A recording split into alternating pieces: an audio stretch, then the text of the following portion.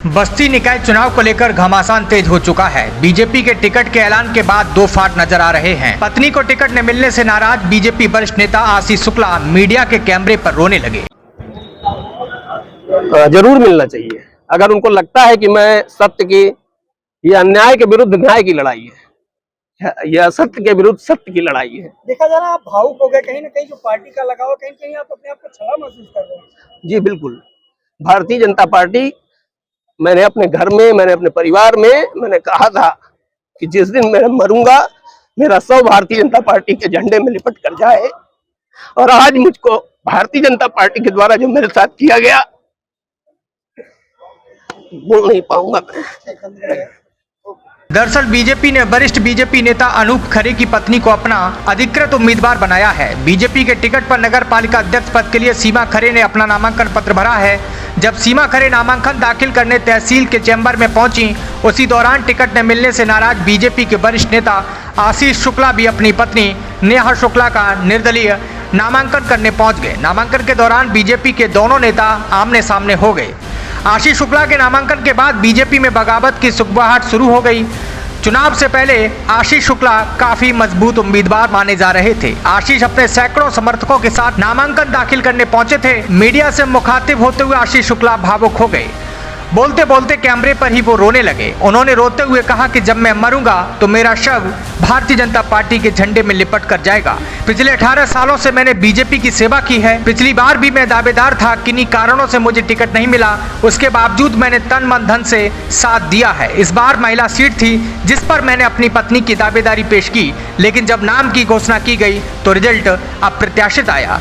लेकिन ऐसे प्रत्याशी को बिना किसी तैयारी और मानकों को ताक पर रखकर टिकट दे दिया गया, तो मुझे लगा कि मेरे जैसे बहुत से कार्यकर्ता हैं जिनकी आवाज मुझे उठानी चाहिए, इसलिए मैंने निर्दलीय चुनाव लड़ने का फैसला किया है। ब्यूरो डेस्क, राज खोल खबरें। काम करते हैं तो कार्यकर्ता दरकिनार किए जा रहे हैं। नहीं, बिल्कुल भारतीय जनता पार्टी पे मैं कोई टिप्पणी नहीं करूंगा, क्योंकि भारतीय जनता पार्टी से ही मेरी पहचान रही और ऐसे तमाम वाकयात मेरे जीवन में हैं। मैं क्या लगता है कि आने वाले समय में आपको जरूर मिलना चाहिए। अगर उनको लगता है कि मैं सत्य की, ये अन्याय के विरुद्ध न्याय की लड़ाई है, यह असत्य के विरुद्ध सत्य की लड़ाई है। देखा जा रहा है आप भावुक हो गए, कहीं ना कहीं जो पार्टी का लगाव, कहीं कहीं आप अपने आप को छला महसूस कर रहे हैं। जी बिल्कुल। भारतीय जनता पार्टी, मैंने अपने घर में, मैंने अपने परिवार में, मैंने कहा था कि जिस दिन मैं मरूंगा मेरा शव भारतीय जनता पार्टी के झंडे में लिपट कर जाए, और आज मुझको भारतीय जनता पार्टी के द्वारा जो मेरे साथ किया गया बोल नहीं पाऊंगा मैं। मांगे टिकट नहीं मिला और आपको बगावत पे आके आज आप नामांकन कर रहे हैं। देखिए, भारतीय जनता पार्टी का मैं सामान्य कार्यकर्ता हूं, कोई बड़ा नेता नहीं हूं, और पिछले 18 वर्षों से मैंने भारतीय जनता पार्टी की एक सच्चे सिपाही की तरह सेवा की है। पिछले भी नगर पालिका चुनाव में 2017 के मैं नगर पालिका परिषद अध्यक्ष पद का दावेदार था। किन्हीं कारणों से संगठन ने मुझे टिकट नहीं दिया। जिसको भी दिया मैं उसके साथ तन मन धन से मैंने प्रचार किया संगठन के, उसके बाद आगे का काम किया।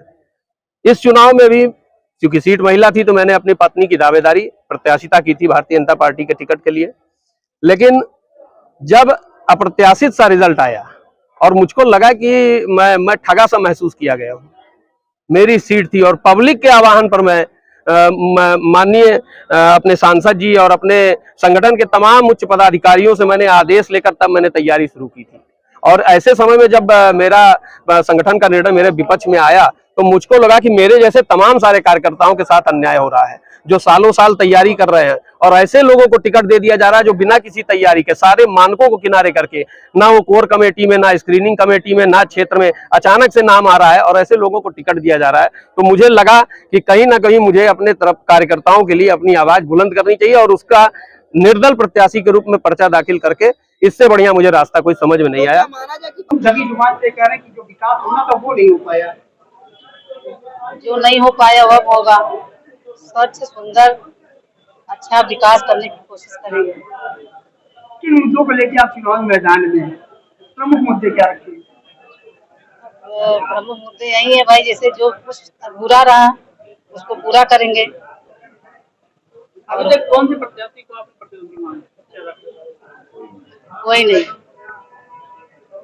क्या लगता है कि ये चुनाव संघर्षपूर्ण रहेगा या एक तरफा? एक तरफा है। भाजपा अपना परिचय जी जी जी। जो असंतोष व्याप्ति जनता में उसको कैसे आप सुधार कर पाएंगे, उनको कैसे बनाएंगे? अब मनाने की कोशिश करेंगे, अब मानना ही पड़ेगा उनको, विश्वास दिला करके। क्या नाम है आपका? सीमा खरे।